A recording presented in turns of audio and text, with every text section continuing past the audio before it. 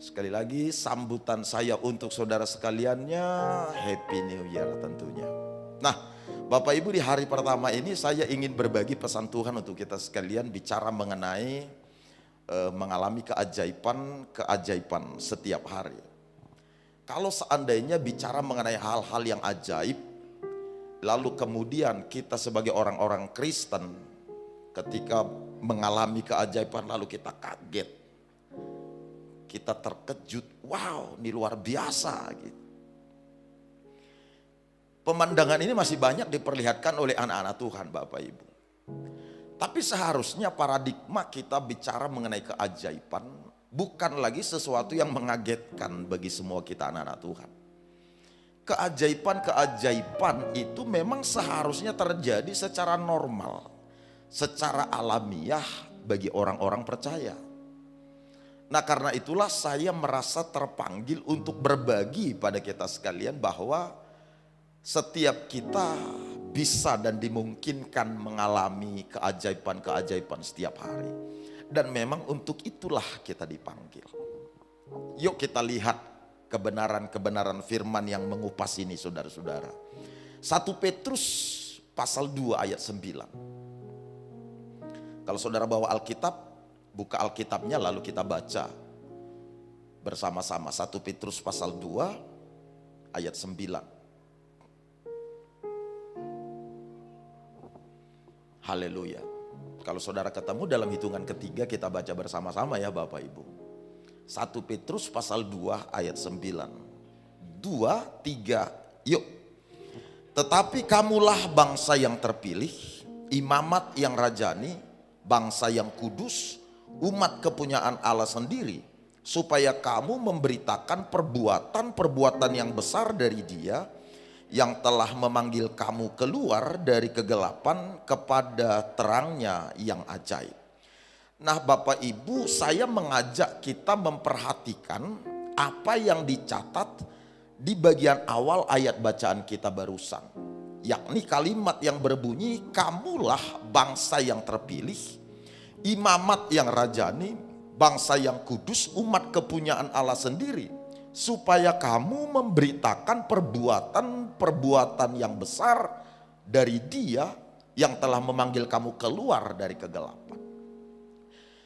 Kata bangsa yang terpilih, imamat yang rajani, bangsa yang kudus, umat kepunyaan Allah, kata ini adalah kata yang dikutip oleh penulis kitab Petrus dari Perjanjian Lama. Kata ini dikutip dari dua sumber utama di Perjanjian Lama, yaitu kitab Keluaran, kemudian kitab Yesaya. Kedua bagian dari firman Tuhan di Perjanjian Lama yang dikutip oleh Rasul Petrus, sang penulis kitab 1 Petrus ini, berbicara mengenai janji agung Allah atas bangsa Israel, bahwa Allah akan memakai mereka untuk melakukan keajaiban-keajaiban. Kedua ayat di Perjanjian Lama, yakni Keluaran pasal 19, kemudian Yesaya pasal 43, ini bicara mengenai panggilan Allah kepada orang-orang Israel kuno.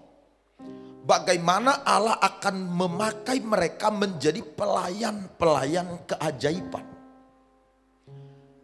Itu sebabnya Petrus mengutip kedua bagian firman Tuhan dari Perjanjian Lama ini untuk menggambarkan keberadaan gereja atau Israel baru di masa kini.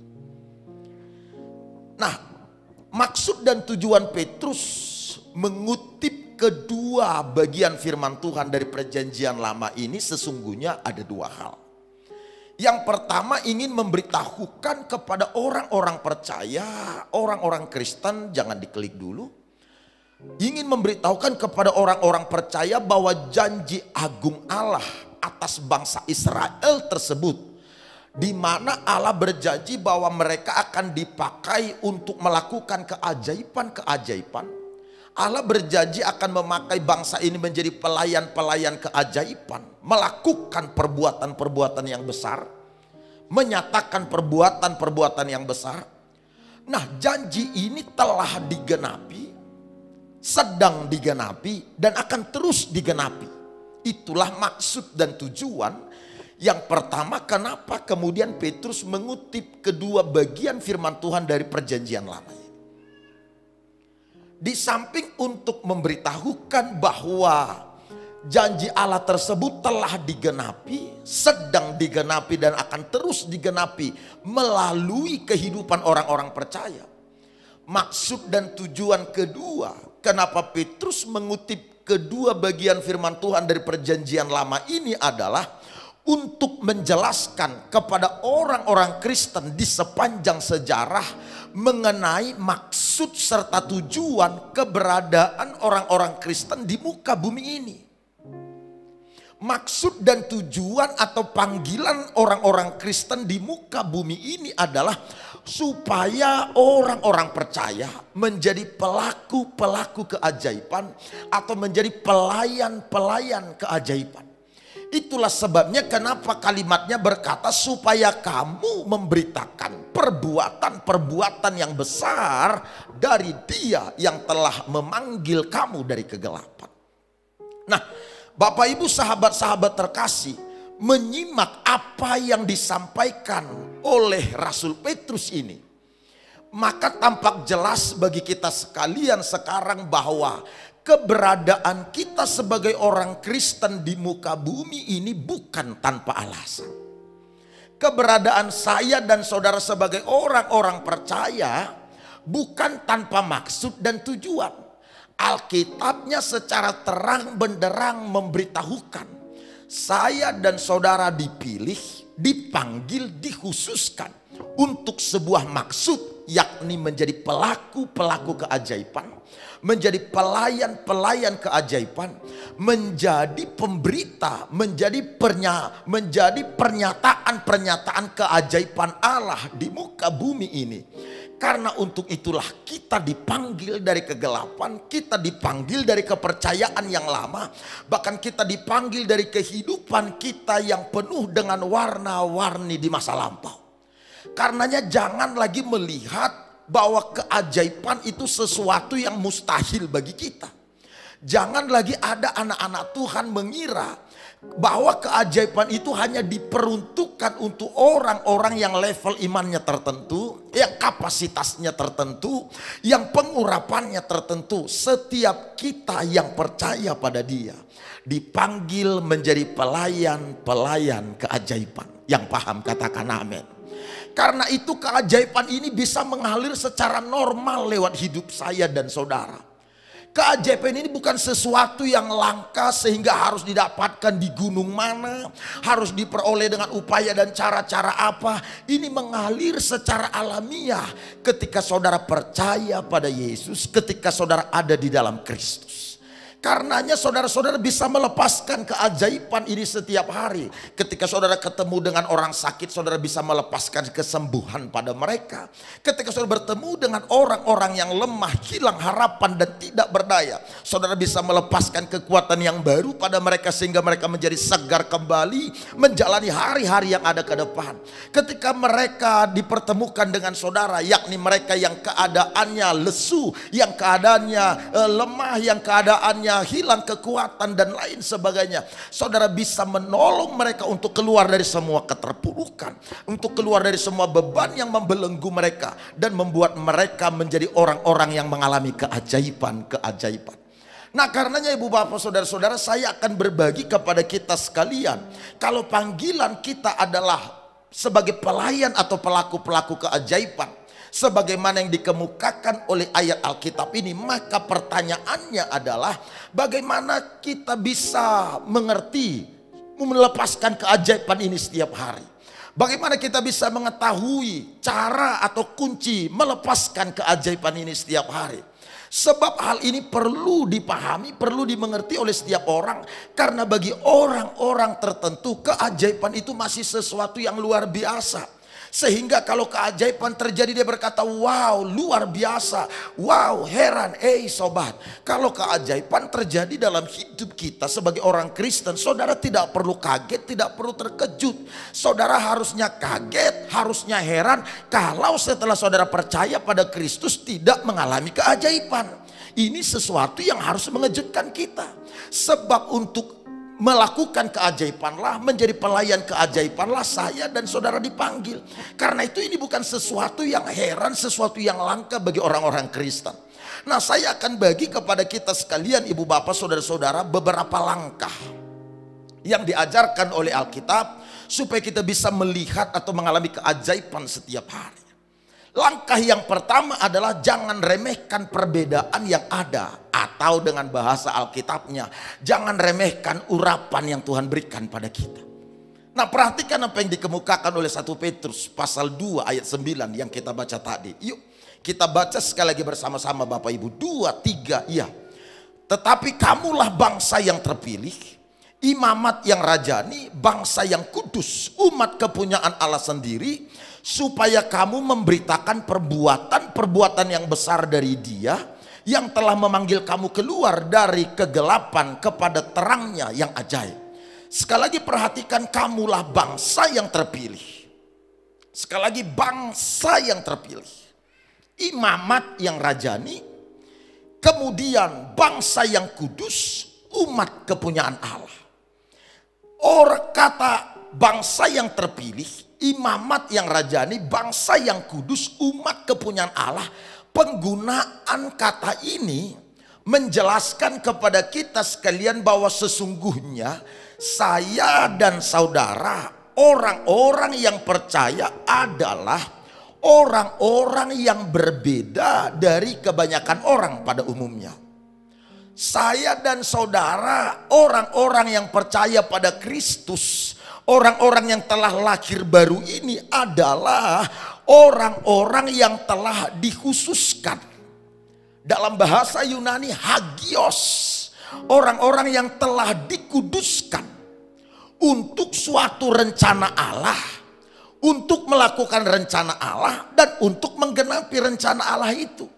Nah, oleh karena saya dan saudara adalah orang-orang yang telah dikhususkan, orang-orang yang telah dihagioskan, dikuduskan, orang-orang yang berbeda dari kebanyakan orang lainnya. Karena itu saya dan saudara bertanggung jawab untuk menjaga perbedaan yang ada ini, untuk menghargai perbedaan yang ada ini, sehingga setiap kita tidak lagi sama dengan orang-orang yang tidak percaya. Kita tidak lagi sama dengan orang-orang yang tidak mengenal Allah. Kita tidak lagi sama dengan orang-orang yang tidak di dalam Kristus, belum lahir baru. Oleh karena itu Bapak Ibu Saudara-saudara menyadari saya dan saudara ini telah dikuduskan, dikhususkan. Saya dan saudara ini berbeda. Karena itu kita harus menghargai ini dan menjaga perbedaan yang ada ini. Perbedaan yang ada ini antara saya, antara kita orang percaya dengan orang-orang lain. Perbedaannya bukan pada hal-hal lahiriah Bapak Ibu. Perbedaan kita orang-orang percaya dengan orang-orang lain, orang-orang yang tidak dalam Kristus, perbedaannya bukan pada hal-hal physically.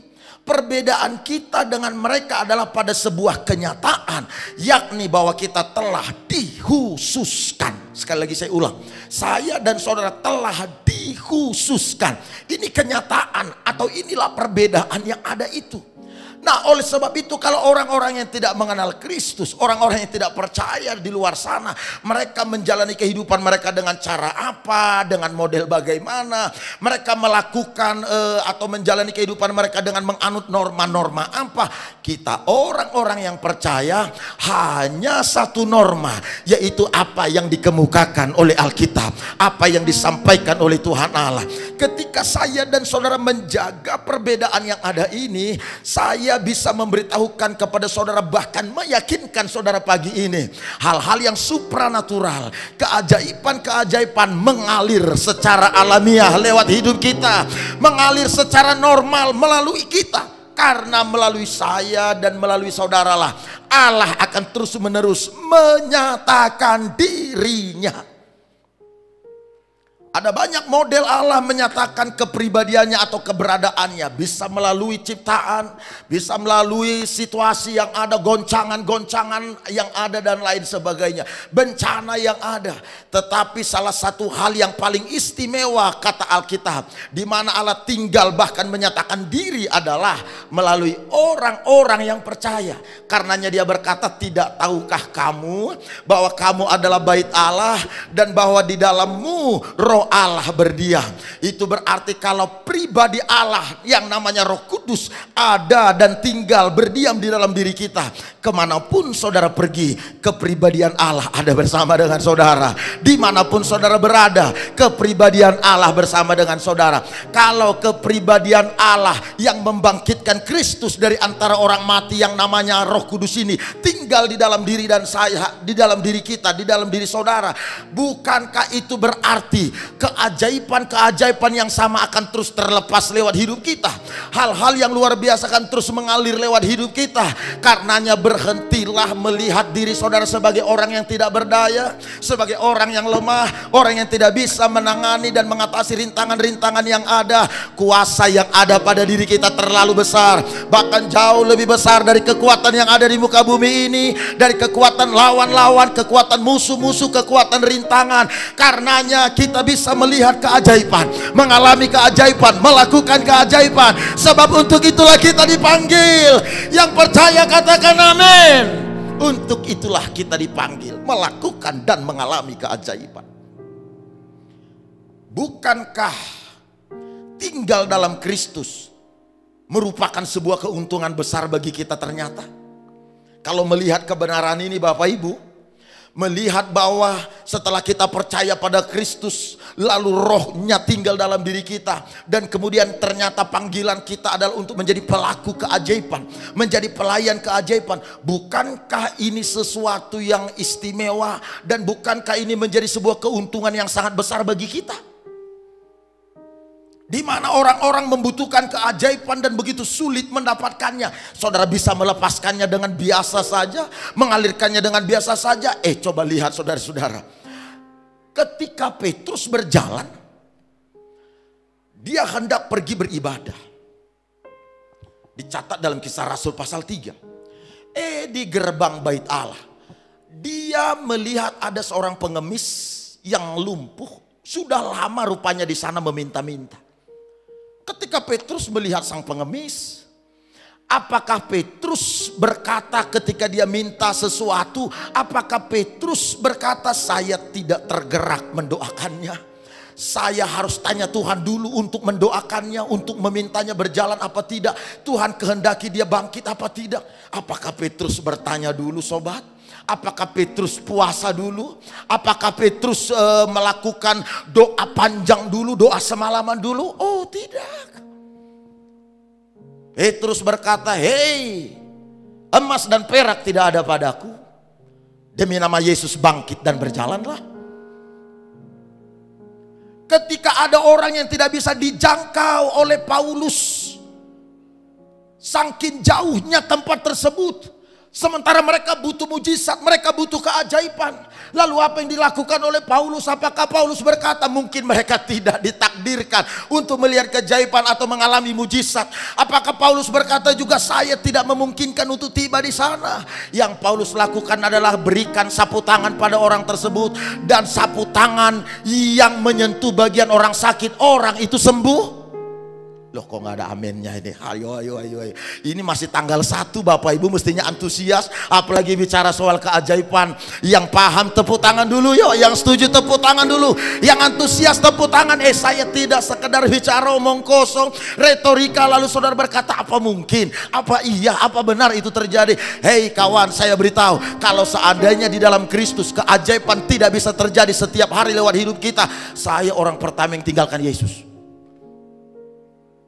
Kalau ngikut Yesus ini tidak penuh dengan keajaiban, tidak penuh dengan mujizat, tidak penuh dengan hal yang di atas rata-rata melampaui normal. Ngapain kita ikut dia? Ternyata kekristenan sama dengan agama lain, sama dengan kepercayaan lain. Tapi luar biasa, Alkitab ngomong bahwa setelah kita dalam Kristus, kita dipanggil untuk pelayan keajaiban, melakukan keajaiban-keajaiban, melakukan apa yang tidak bisa dilakukan oleh kepercayaan manapun, oleh orang manapun, kecuali oleh mereka yang tinggal dalam Kristus.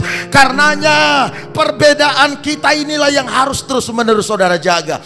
Perbedaan kita dengan orang-orang yang tidak percaya, dengan orang-orang yang tinggal di luar sana, inilah yang harus saudara jaga. Kalau orang di luar sana gampang mengeluh, gampang memburukkan orang lain, gampang mengkacau balakan orang lain, hidup dalam belenggu, sakit hati, terbebani dengan beban-beban mental dan lain sebagainya. Kita orang-orang yang dipanggil dan dipilih berbeda dari mereka. Kita menjadi orang yang murah hati, kita menjadi orang yang ramah, kita menjadi orang yang pengasih, kita menjadi orang yang mudah memaaf atau memberikan maaf. Kita berbeda dari mereka karena ada urapan Allah atas kita. Urapan inilah yang harus kita jaga, urapan inilah yang harus kita perhatikan, kita pedulikan dibandingkan yang lain. Mungkin nama baik itu berharga, ibu bapak. Saya ulang, nama baik itu mungkin berharga, bahkan itu penting sekali kita jaga. Karena kitab Amsal berkata nama baik lebih berharga daripada emas dan permata.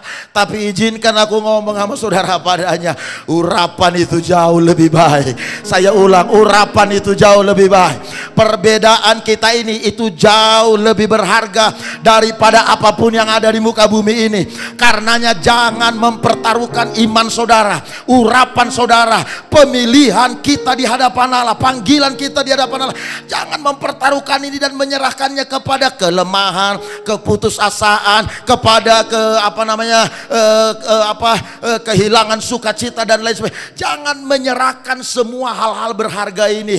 Terlalu berkuasa, kuasa Allah yang ada pada diri kita terlalu hebat, urapan yang Allah pada diri kita. Ini yang harus saudara jaga. Saudara sadarilah, kita ini berbeda dari orang lain. Karena orang lain melakukan apa saja dengan sembarangan, mengerjakan apa saja dengan sembarangan tanpa tertuduh hati nuraninya. Saudara harus paham, kita berbeda dari orang-orang lain. Yang setuju tepuk tangan bagi Tuhan Allah. Sekali lagi yang percaya katakan amin. Kita memang beda, Pak. Saya cerita sama saudara, bagaimana pentingnya menjaga perbedaan kita dengan orang lain. Yakni kita yang dikhususkan, kita yang dikuduskan, kita yang telah dihagioskan, saya bahasa Indonesiakan. Bagaimana pentingnya menjaga.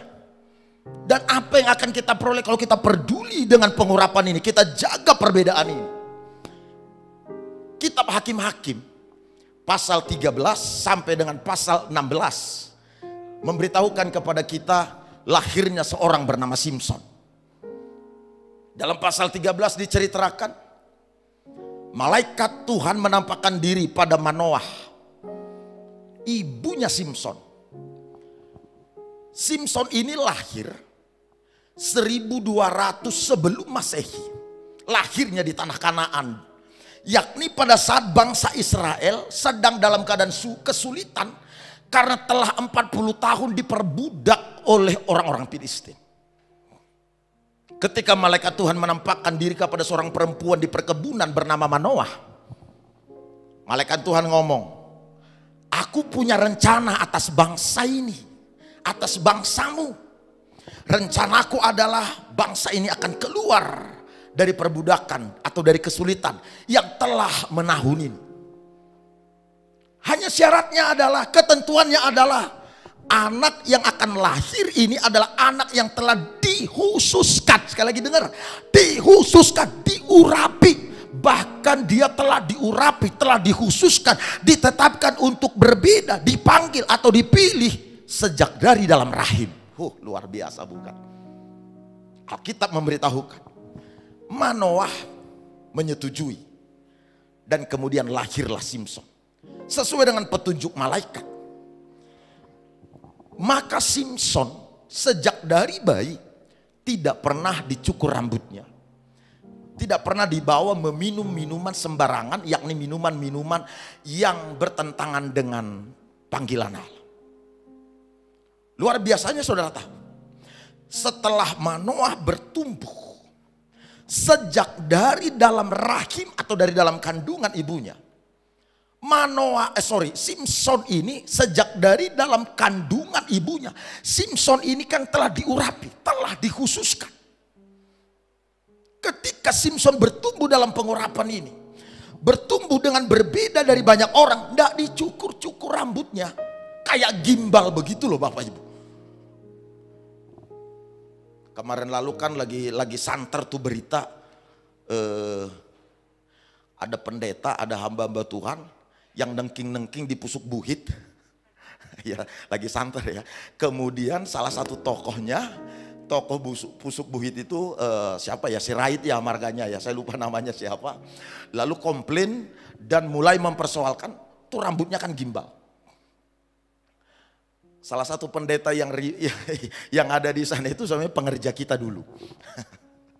Memang pengerja kita ini ada lebih maju dari yang lain, sehingga nggak tahulah bagaimana ini pengajaran mana gitu ya, sehingga kalau nengking setan ya, kalau dalam Kristus ini harus datang ke satu tempat lalu nengking setan. Tapi aku mau ngomong nanti sama saudara, coba lihat nanti bedanya. Nah itu Sirait itu kan gimbal rambutnya, itu orang punya kepercayaan kalau rambutnya sampai gimbal nggak dicukur begitu, itu karena ada sesuatu yang spesial gitu tuh kira-kira Bapak Ibu. Nah Simson beda dari yang lain sehingga rambutnya tidak pernah dicukur. Tahu Ibu Bapak, ketika Simson menjaga perbedaan tersebut, menghargai perbedaan tersebut, menjaga pengurapan yang Tuhan khususkan bagi Simson, Alkitab melaporkan Simson lebih cerdas dari orang-orang lain atau dari musuh-musuhnya. Sehingga Simson pernah memberikan sebuah teka-teki, tak seorang pun bisa menjawabnya. Cerdas bukan? Sadrah, Mesakh, Abednego, Daniel adalah orang-orang yang dikhususkan, orang-orang yang menjaga perbedaan. Lalu kemudian Alkitab memberitahukan kitab Daniel, mereka 10 kali lebih pintar dari orang-orang yang ada di sekitarnya. Bayangin betapa hebatnya kalau kita berkomitmen menjaga perbedaan atau panggilan ini Bapak Ibu. Nah, saya lanjut Simson. Keistimewaan Simson ketika dia menjaga pengurapan yang Allah berikan padanya, bukan hanya dia lebih cerdas. Simson lebih cepat dan lebih kuat dari 300 ekor serigala. Pak, tentu saudara pernah kejar anjing bukan? Atau kita yang dikejar anjing ya? Coba lihat, bayangin saudara ngejar 1-2 ekor anjing saja stres minta ampun. Apalagi yang dikejar serigala, setelah ditangkap lalu ditaruh api diikat di ekornya. Siapa yang bisa lakukan itu? Kekuatan lahiriah mana yang bisa mengerjakan itu? Pengurapan Tuhan membuat Simson lebih kuat, lebih tangguh dari 300 ekor anjing hutan. Hebat bukan? Ini keajaiban toh. Ternyata nggak berhenti di situ Bapak Ibu. Alkitab juga melaporkan kepada kita bahwa dengan satu tangkai tengkorak keledai, tulang keledai, Simson bunuh 1000 orang Filistin. Hanya bersenjatakan 1 batang tulang keledai. 1000 orang mati. Lihat hebatnya bukan? Nah, tapi lihat secara praktis kehebatan Simson, pengurapan Simson mati lenyap bersamaan dengan Simson tidak menjaga atau tidak menghargai perbedaan tersebut. Mainkan musiknya dengan mantap bang. Saya tahu dia ngantuk barangkali. Dari tadi malam acara panjang. Coba dengar Pak Ibu. Lenyapnya keajaiban yang bisa dikerjakan oleh Simson ini bersamaan dengan ketiadaan komitmen Simson menjaga pengurapan atau perbedaan itu. Simson mulai tertarik dengan hal-hal yang duniawi, hal-hal yang kedagingan. Dia menginginkan hal-hal duniawi, hal-hal kedagingan. Dia tidak menjaga bahwa dia adalah orang yang berbeda dari kebanyakan orang lainnya. Ketika Simson tidak menjaga perbedaan yang ada ini, ibu bapak, tidak menjaga dan tidak menghargai pengurapan ini, kehidupan Simson berakhir secara tragis. Kawan, aku mau beritahu, pentingnya menjaga perbedaan antara kita dengan orang-orang lain adalah perbedaan yang saudara jaga itu, keistimewaan yang Tuhan berikan pada kita yang saudara hargai itu akan membuat saudara lebih cepat dari orang lain, lebih kuat dari orang lain, lebih tangguh dari orang lain, lebih mantap dari orang lain. Yang paham, yang setuju, tepuk tangan bagi Tuhan Allah. Karena itu ibu bapak, kuncinya di sini tuh bisa melihat keajaiban setiap hari, mengalami keajaiban setiap hari, melepaskan keajaiban setiap hari. Jaga, pelihara, hormati perbedaan yang ada. Ini yang akan membuat saudara melepaskan hal-hal yang ajaib itu secara alamiah. Alkitab penuh dengan kisah para pria dan wanita yang telah diurapi di dalam nama Tuhan dan melakukan perkara-perkara yang ajaib. Alkitab menyebutkan para imam, para nabi, para raja. Mereka-mereka ini adalah orang-orang yang ditahbiskan, diurapi atau disahkan untuk sebuah otoritas kepemimpinan atau apa namanya, sehingga mereka ini menjadi berbeda dengan kebanyakan orang lain. Supaya seseorang bisa ada di satu posisi tertentu, sehingga orang lain tidak bisa mendapatkannya secara lahiriah, secara kemampuan biasa, maka orang ini harus diurapi. Makanya dalam perjanjian lama itu kita akrab dengan kata pengurapan, pengurapan, pengurapan. Pengurapan ini adalah untuk membedakan mereka dengan kebanyakan orang. Dengar sobat, urapan itu berbicara mengenai kita dimampukan untuk melakukan apa yang merupakan rencana Allah atas kita dan menggenapinya. Urapan itu berbicara mengenai kasih karunia Allah atau anugerah Allah atas kita untuk melakukan rencana mulianya dan menggenapinya. Itulah bicara mengenai urapan. Karenanya urapan itu Bapak Ibu, itu bukan bicara mengenai suasana hati, bukan bicara mengenai perasaan, bukan bicara mengenai ide atau gagasan. Urapan itu berbicara mengenai pemahaman seseorang akan hadirnya Allah dalam dirinya, akan penyertaan Allah dalam dirinya, sehingga dia dimampukan untuk pergi ke tempat di mana dia tidak bisa pergi dengan kekuatan manusia biasanya. Oleh karena itu ibu bapak saudara-saudara, Alkitab memberitahukan Yesus ini disebut imam, disebut raja, disebut nabi, dan Yesus diberi nama Mesias, artinya orang yang diurapi, bukan? Jadi ketika Yesus ini ada di dalam diri saya dan saudara, ketika Yesus tinggal dalam diri kita, itu berarti sang yang diurapi sekarang ada di dalam kita. Oleh karena sang yang diurapi sekarang ada dalam diri kita, Alkitab memberitahukan dari 1 Petrus 2 ayat 9, kita dipanggil, disebut sebagai bangsa yang kudus, imamat yang rajani, umat kepunyaan Allah. Kenapa kita disebut imamat yang rajani, bangsa yang kudus, umat kepunyaan Allah? Karena Kristus sekarang sudah ada dalam diri kita. Oh, saya ulang sekali lagi. Karena Kristus sang yang diurapi ini sudah ada dalam diri kita. Yang paham katakan amin. Karenanya pengurapan itu sekarang tidak lagi ada pada bentuk minyak. Saya ulang supaya saudara clear dengan hal ini. Pengurapan itu sekarang tidak lagi ada dalam bentuk minyak. Pengurapan itu ada dalam setiap kita yang percaya kepada Dia. Karena Dia pribadi yang diurapi, pribadi sang urapan itu sendiri ada dalam diri kita. Karenanya lihat diri saudara sekarang sobat sebagai orang yang telah diurapi, orang yang telah berbeda, orang yang telah dihususkan. Kok amennya nggak ada ya? Halah.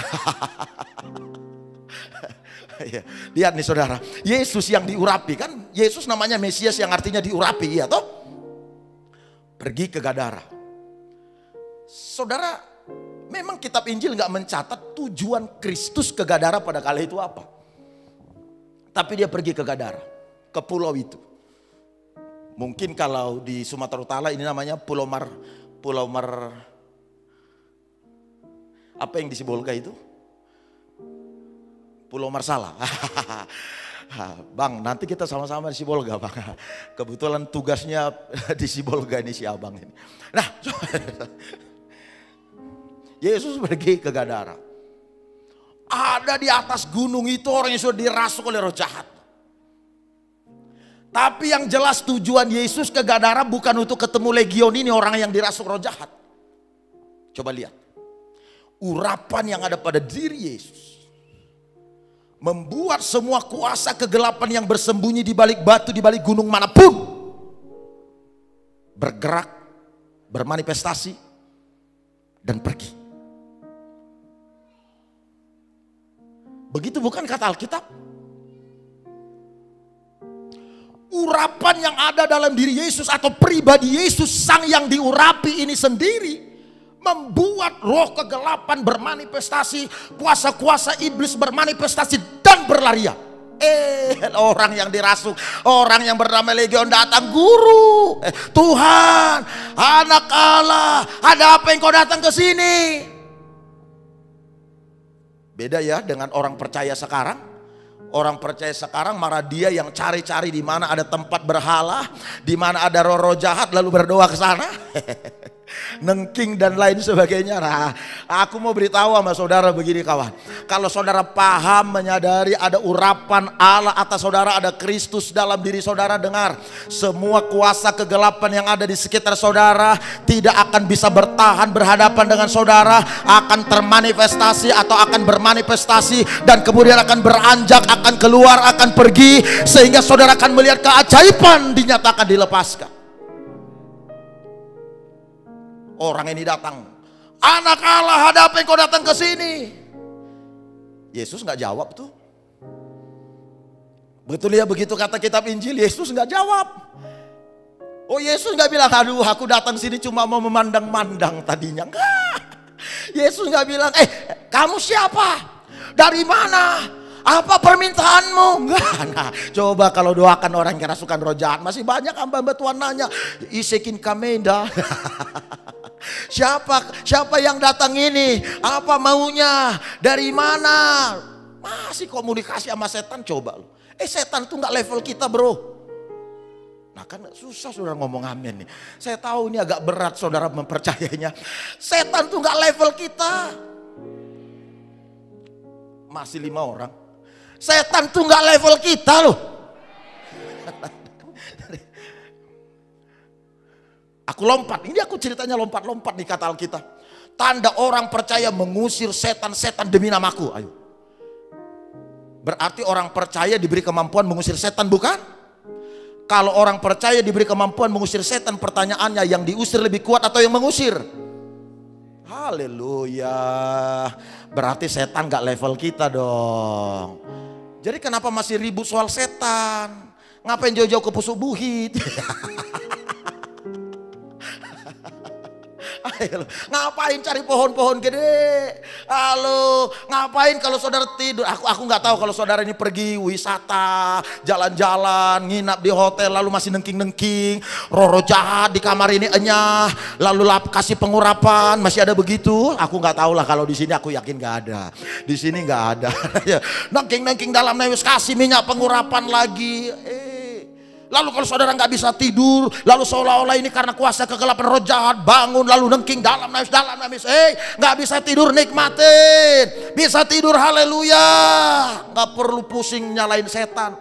Dengar, kalau saudara sadar ada Kristus dalam diri saudara, ada pengurapan dalam diri saudara, sang yang diurapi itu ada dalam diri saudara, setannya bermanifestasi dan pergi sendiri. Nggak perlu ngusir-ngusir, nggak perlu nengking-nengking, setannya pergi sendiri. Katakan amin dong. Dengar. Legion ngomong, ada apa datang ke sini? Yesus cuekin. Nanya lagi, ada apa datang ke sini? Apakah engkau hendak membinasakan aku sebelum waktunya? Tahu juga kalau takdirnya setan ini akan dibinasakan. Ngerti dia takdirnya masa depannya. Makanya kalau setan ngomongin sama saudara tentang masa lalu, kamu nih doa, lihat tuh masa lalumu begini, masa lalumu begini, masa lalu. Ngomong sama setan, setan, itu memang benar masa laluku. Jangan hanya ingatkan soal masa lalu, pikirkanlah masa depanmu. Nah, ngomong gitu sama dia. Kadang kala setan ini lupa kalau dia punya masa depan suram. Lalu Legion ngomong, kalau mau mengusir aku, suruh aku pergi ke babi-babi itu. Gitu kan? Setan saja doyan ternyata sama babi. Makanya mungkin setan ini gak senang sama orang percaya. Alasan lainnya di samping kita karena dalam Kristus. Karena kita punya kesenangan yang sama. Senang sama babi. Kita punya selera yang sama, saudara. Lalu saudara tahu apa? Setan ngomong, suruh aku masuk ke babi-babi itu. Yesus bilang, go ahead. Pergilah. Masuklah dia ke babi-babi itu. Iya toh. Babi kesetanan terjun masuk ke dalam sungai. Mati semua. Ribuan ekor, itu peternakan terbesar di dunia. Matilah babi-babi itu. Makanya sejak saat itu naiklah harga babi.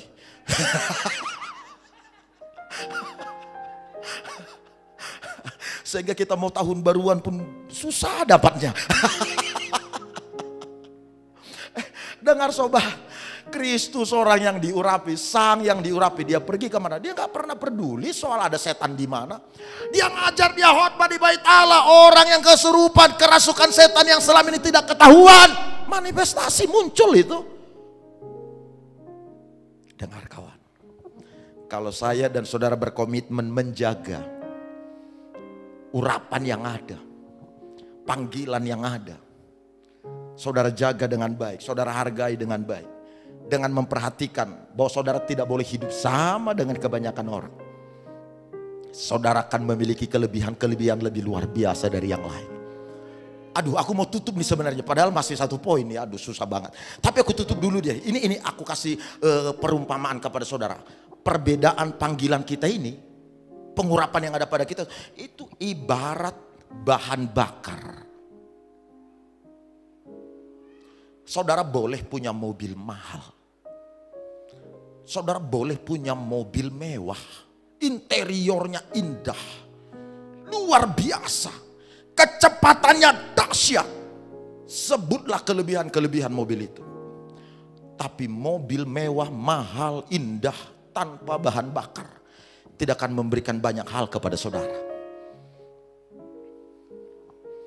Kalau saudara menjaga pengurapan yang ada pada kita, cara berpikir kita, cara bicara kita, gaya hidup saudara, saudara jaga, karena itu memang kita dipanggil berbeda. Kalau saudara berkomitmen menjaga, itu sama dengan saudara sedang menuangkan bahan bakar ke dalam minyak saudara dan menyalakan mobil tersebut.